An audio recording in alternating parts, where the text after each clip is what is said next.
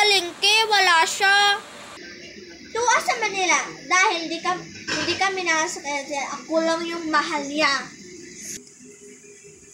Bakit? Ampun pala ako? Huwag ka lang umiyak. Binigyan kita ng bag mo para hindi ka na umiyak. Aray naman! Hindi ko to gusto. Ang gusto ko, ang nanay ko nang bumigay. Lalaban ka ba? Ikaw naman yung hindi yung totoong pamilya dahil ikaw yung ampon. Nasabi mo lang ng totoo, layas na ako dito. Wala akong pake. Ikaw naman yung mag-isa. Ikaw lang yung ampon. Bahala na!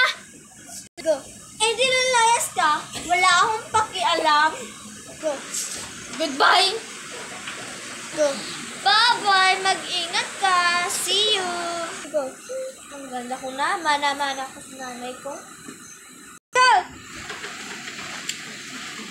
Oh! Bakit ka bumalik? Di ba lalayas ka na? Maayong gabi po, ate. Nandito po ako kasi wala pong tutunugan sa gawas. Huwag ba matawang ate? Ikaw lang yung ampon. Ate, patawarin mo ko. Sabi ko, huwag mo matawang ate. Diba? I'm okay, lalabas na ako.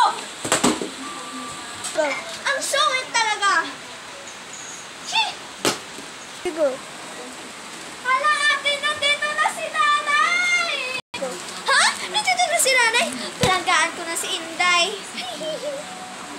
Halika, ate, nandun. Parang wala. Put-putun talaga ko ah. Pero hanalig mo ko to. Away ko na. Akala mo.